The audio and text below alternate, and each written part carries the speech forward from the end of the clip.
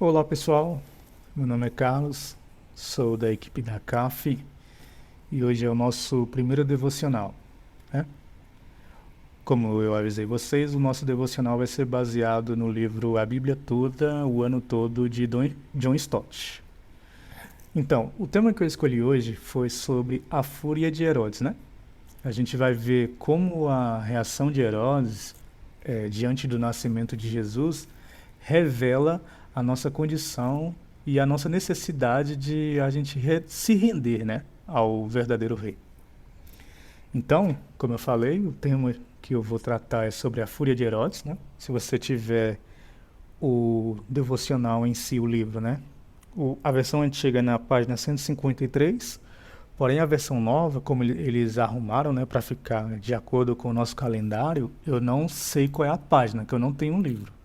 Mas enfim, é só você procurar, vai estar bem no comecinho e vai dar tudo certo, né? E o texto base que eu vou utilizar, né, que é o que o próprio texto ele usa, né, John Stott, é Mateus 2, do versículo 1 ao 23, que a gente vai ver a narrativa onde é apresentado a visita dos magos diante de Jesus, né, que teria ali mais ou menos 1 a 2 anos de idade, e como Herodes se comporta diante dessa situação, né, dessa questão que lhe foi apresentada. Então, a reação dos magos, dos sacerdotes e do próprio rei Herodes é exposta nessa passagem do Evangelho de Mateus, pois ali é anunciado o nascimento de um rei, né? Sendo assim, isso pressupõe que nasceu um novo senhor sobre a nossa vida, ou é um senhor ou um inimigo, né? Mas antes da gente entrar no assunto em si que eu quero tratar, nesse devocional, eu quero falar sobre quem foi Herodes, né? Se você fizer uma rápida pesquisa no Google, né, e ver lá quem era Herodes, Herodes foi um dos reis mais horrorosos, se a gente pode assim o chamar, daquele período histórico, né?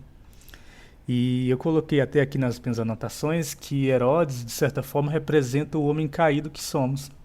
Ele representa quem nós somos antes de conhecer o Filho de Deus, né? Jesus. Porque, assim, documentos históricos demonstram quem foi Herodes e a sua paranoia com o medo de perder o poder que ele tinha, ou melhor, o seu reinado, né? E o que a gente pode falar de Herodes, né, que era conhecido como Herodes o Grande? Eu tenho aqui em minhas mãos o comentário, né, do Hernandes Dias Lopes, e eu peguei algumas informações aqui para a gente ter uma base de quem era Herodes o Grande, né? O quão ele era paranoico para vocês terem noção de quem ele era. Herodes o Grande, ele se casou 9 vezes. Ele mandou assassinar 45 aristocratas membros do Sinédrio, ou seja, mais da metade do Sinédrio, que era composto de 71 membros, porque ele tinha medo que eles pudessem ser alguma ameaça ao seu trono. Por outro lado, ele tentava, né, conquistar a simpatia do povo através da ampliação majestosa do templo. Herodes mandou matar 300 oficiais da corte. Olha só, Herodes ele se casou com Mariana, uma mulher da nobreza, e ele tinha tanto medo da concorrência, né, da família dela, Mariana, que ele forjou acusações contra eles e matou um a um. A sogra de Herodes, o nome dela era Alexandra, ela pediu para Herodes nomear Aristóbulo, que era cunhado, né, dele, como sacerdote, quando esse Aristóbulo tinha apenas 17 anos. Mas, como Aristóbulo, né, nome difícil, granjeou a simpatia do povo, ou seja, o povo gostou dele. Sabe o que Herodes fez? Mandou afogá-lo. O imperador, né, a César Augusto daquela época, chamou Herodes diante de Roma para lhe passar uma descompostura, né, diante de tantas crueldades que ele tinha, era bem conhecido por sua crueldade. Mas antes de ir a Roma, Ele, temendo que sua mulher Mariana o traísse, mandou matá-la. Ou seja, ele matou a própria mulher, porque ele ia diante de César Augusto, não o imperador, mas ele pensou, vou matar, porque ela pode me trair. É, tem tantas outras coisas aqui que eu posso colocar aqui, mas é só para vocês terem noção de quem era Herodes, né? E diante disso, só mais uma aqui para a gente poder ficar mais cientes de quem ele era, né? Ele sabia, né, que quando ele morresse, quando ele estava próximo da morte, primeiro, ele matou seu filho primogênito, Antípater, para não tomar o trono dele. E como ele tinha consciência de que a morte dele traria alegria para o povo, ou seja, quando fosse anunciado que Herodes morreu, ele ficou tão assim de que não haveria choro, que ele pediu, né, para sua irmã Salomé matar uma quantidade X de judeus, né, que ele mandou prender, para que houvesse choro por ocasião de sua morte. Ou seja, ele pensou, bom, ninguém vai chorar na minha morte. Vou mandar a minha irmã mandar matar uns judeus quando eu morrer, para que houvesse choro. Ou seja, Herodes era um cara muito maluco, né? Se a gente parar para observar assim. Aí você para e pensa, né? O que faz uma pessoa cometer tantos atos cruéis como esse? Insanos, né? Então, você olha para a situação de Herodes e pensa, cara, o cara era muito cruel. Mas é aí que entra o ponto que eu quero tratar. O fato de nós não termos nossa vida, né, documentada de forma completa, assim como a gente tem, né, a vida de Herodes, né, documentada, ou até mesmo a gente posta nas nossas redes sociais o que a gente acha bom e belo, né? Geralmente a gente não posta as coisas ruins das nossas vidas. Dito isso, a gente não tem, né, nada documentado e bem provável que a maioria das pessoas não tem consciência de quem realmente nós somos. Porém, isso não apaga das nossas mentes, né, quem realmente nós somos. E se a gente fosse bem sincero com nós mesmos, né? O grande problema dos evangélicos e dos cristãos é não terem sinceridade consigo mesmo. Mas se a gente for sincero, a gente vai chegar à conclusão de que o que Herodes fez e que está documentado na história é um pouco semelhante a quem somos por dentro. Pare e pense o que você já fez quando você perdeu o controle, e aqui eu coloco entre aspas, né? Porque Herodes, né, se viu ameaçado e diante disso ele quis matar o menino Jesus. E eu gosto de, até eu vou parafrasear aqui, se você não conhece, né, pesquise aí quem é Paul Washer, né, grande pregador americano. Ele gostava de usar um exemplo muito interessante de quem nós somos no nosso íntimo, para a gente poder ter uma noção de quão mal e quão cruel nós somos, né? E a gente não tem coragem de lidar com isso, né? Ele gostava de usar o exemplo da TV. Se fosse possível colocar os nossos pensamentos, né, do que a gente já pensou do nosso melhor amigo, das pessoas que nos cercam, da nossa esposa, do nosso esposo, ou das pessoas que a gente diz amar, se fosse exposto tudo que a gente já pensou dessa pessoa diante deles, né? A gente fizesse uma reunião, colocasse ali todos os nossos amigos, as pessoas próximas, a quem a gente disse amar, e fosse exposto ali diante deles os nossos pensamentos. Qual seria a nossa reação, né? Ou se a gente trazer para a nossa realidade, né? Como vocês viram, né, recentemente um caso da Choquei que foi publicado, né? Imagine que uma Choquei da vida, não sei se você conhece, né? Choquei é uma página de fofoca. Se ela expusesse tudo que você já fez ou você já pensou apenas do ano de 2023. Coisas que não revelaríamos nem para o nosso melhor amigo. Existe um lado obscuro que você tem que ninguém conhece. Sim, você sabe. Você sabe que você não é tão bom assim. Pode enganar, né? Você pode enganar as pessoas, né, que estão ao seu lado e tal. mas você sabe que você não é tão bom assim. E uma observação aqui, é claro que eu não estou colocando os nossos os feitos, né, os nossos pensamentos em pé de igualdade com as coisas que Herodes fez, de forma alguma. Mas o que acontece, infelizmente, né, para Deus, uma ofensa é ofensa. Seja quão grave for, e esse é o problema. A gente pensa que pelo fato de que Herodes, né, vamos usar ele como exemplo, ter cometido coisas gravíssimas, torna as nossas ofensas menos ofensas para com Deus. E não é assim. A gente tem que ter consciência de que a ofensa é ofensa. Seja uma mentirinha, seja uma morte. Ela é ofensa para com Deus.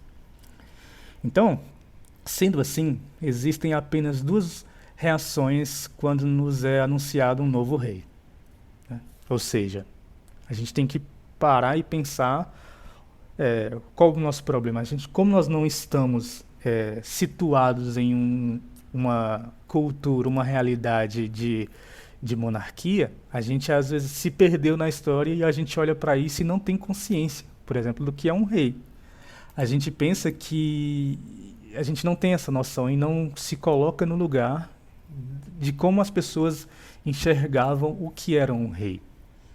Ou seja, o que é um rei? O rei, ele é dotado, né, de toda a autoridade sobre o povo. Ou seja, se nós estamos diante de alguém que é anunciado como novo rei, né, nesse caso, o rei dos judeus, ou para nós, né, o rei do mundo, o rei de todo o universo, só existem duas opções. Ou nós nos curvamos, né, diante desse rei, desse novo rei, ou a gente se revolta e procura meios, né, de matá-lo. Por quê? Porque esse novo rei, ou a gente é próximo dele, ou a gente vai ser inimigo. Não tem meio termo, né? Ainda mais se tratando do rei do universo, né? E o que acontece, né? Eu separei até um texto aqui, de João 3,19, que deixa isso bem evidente, né? Quanto à chegada do rei Jesus ao mundo.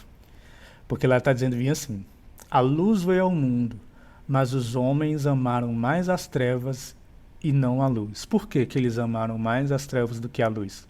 Porque as suas obras eram más. Ou seja, quando a gente tem consciência, quando Jesus chega no lugar, e ele é comparado à luz, ou seja, a luz chegou, ela ilumina quem nós somos.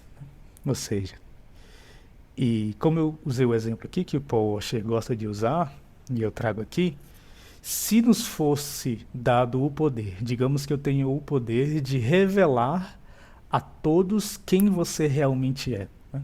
Como eu usei aqui no exemplo, se me fosse dado o poder de revelar quem você foi e o que você fez e o que você pensou no ano de 2023. Você está diante de mim e eu falo para você: eu sei tudo o que você fez, eu sei tudo o que você é, e eu vou expor para o mundo. O que você faria, né? Você ia se achegar ou você tentaria me matar uma vez que eu tenho informações sigilosas que você jamais que alguém quer saber, né? Então, essa é a mesma questão quanto a Jesus. Jesus chegou, né? Jesus chega, ele se revela ao mesmo tempo que nos revela. Então, isso faz com que nós tenhamos essa reação. E o mundo teve essa reação, rejeitou a luz. Por quê? Porque Jesus revelou quem nós somos, né? Então, nesse ponto que eu quero para a gente poder finalizar, é que o rei não é senão uma autoridade suprema sobre a nossa vida. Ou seja, se o temos como rei, nossa vida não está... a nossa vida está nas mãos dessa autoridade. Sendo assim, não temos escolhas, né, a não ser obedecer suas ordens, uma vez que é um rei, né? Voltando, se um rei diz que eu devo fazer algo, eu, como seu subordinado, como seu servo, não tenho escolha, eu apenas obedeço. E aí que tá. Pois nós, né, queremos ser reis das nossas próprias vidas. E quando chega alguém e diz, né, e eu abro aspas aqui para citar um texto bíblico, né, negue-se a si mesmo e siga-me, né? Ou seja, Já era, acabou para você. Agora você deve fazer tudo o que eu mando, né? Assim como era da cultura da época. Ele está dizendo literalmente esse rei que você não tem mais vida própria, ou melhor, o seu reinado pessoal acabou. E é aí que tá. Como você tem reagido diante ao rei Jesus, né? Porque assim, você pode falar, não, estou indo à igreja, estou fazendo, né? Tenho uma vida devota, e aqui eu estou colocando aspas, porém, no seu íntimo, no seu dia a dia, não no culto religioso, né? Você tem se curvado diante de Jesus ou você tem se rebelado contra ele como Herodes, né? Assim como Herodes fazia, se rebelou e tentou matar Jesus, né? De uma certa forma. Qual tem sido a sua reação diante do que Jesus é e diante do que ele manda? Você tem obedecido às suas ordens ou tem seguido os seus próprios desejos? Você tem reconhecido a autoridade de Jesus ou tem tentado usurpá-lo? Ou seja, o que muitas pessoas fazem, né? Por exemplo, existem questões que as pessoas enxergam em Jesus que eles acham bonito, falam, não, isso é legal, isso é interessante. Porém, quando Jesus toca em uma área da nossa vida em que nós estamos sendo confrontados, aí é aí que pega. Que você vai falar, porque ele é o rei, e se ele é rei, apenas obedecemos. E aí? Como você tem lidado com isso? Então, para finalizar, eu digo, né? A história de Herodes, né, nos mostra que o homem caído, né, como a gente bem aprende, né, ele é escravo do pecado, do orgulho, da ambição, da violência, da morte. Herodes, ele tentou destruir o rei Jesus, mas acabou destruindo a si mesmo e a muitos. Herodes morreu, a gente tem que bem lembrar, mas Jesus viveu, ressuscitou e reina para sempre. E para finalizar, eu quero usar aqui os dois exemplos, né? Que a gente tem um exemplo de Herodes, que tentou matar Jesus, e a gente tem um exemplo dos magos, né? Que foram atrás de Jesus, o conheceram e obedeceram, né? Porque na história dos magos, né? Nessa narração, a gente vê isso. Eles foram até Jesus, eles se prostraram e adoraram a Jesus e obedeceram à ordem de Deus, né? Porque Deus falou através de sonho para eles, né?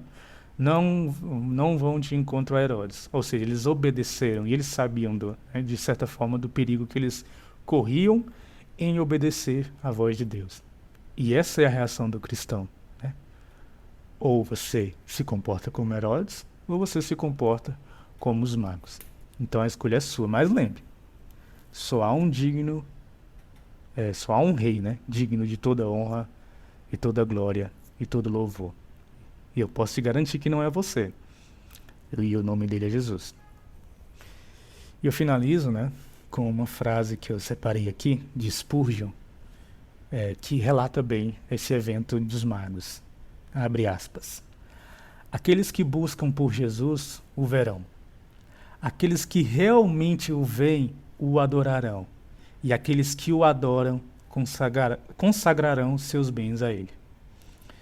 Então, meus irmãos, que essa seja a nossa atitude diante do Rei Jesus. Que nós busquemos, o vejamos, e o adoremos e consagremos tudo o que somos, né, na nossa totalidade, ou seja, a nossa vida, né, até mesmo como o pastor Anderson Silva gosta de usar, que é a igreja de segunda-feira, né, que não está limitada ao domingo, mas que o seu dia a dia demonstre que existe um rei sobre a sua vida e que os nossos bens, tudo que nós temos, demonstre esse reinado sobre nós. Que a gente ame ele com o nosso coração, com a nossa alma, com a nossa mente, com toda a força e que a gente sirva ele com a alegria e gratidão. E que ele seja realmente o rei. Então eu espero que você reflita sobre a sua vida, sobre como você tem se portado diante do reinado de Jesus, se você tem sido Herodes ou se você tem sido os magos, né? tem se prostrado diante do Rei Jesus. Então é isso, pessoal. Espero que vocês tenham gostado desse devocional, desse primeiro. Foi muito trabalhoso fazer aqui, li bastante aqui, mas é um prazer, né, poder produzir isso aqui para vocês. Espero que vocês usem isso, compartilhem com outras pessoas, né? Eu vou também deixar aqui isso aqui de forma escrita para vocês lerem, né, refletirem e distribuam. Compartilhe com aquela pessoa que você quer que conheça, né, essa história, essa reflexão, esse devocional. E a gente se vê na próxima. Se Deus quiser, amanhã a gente tem um novo devocional. Amém? Que Deus vos abençoe. Depois disso, ore, reflita e fiquem com Deus.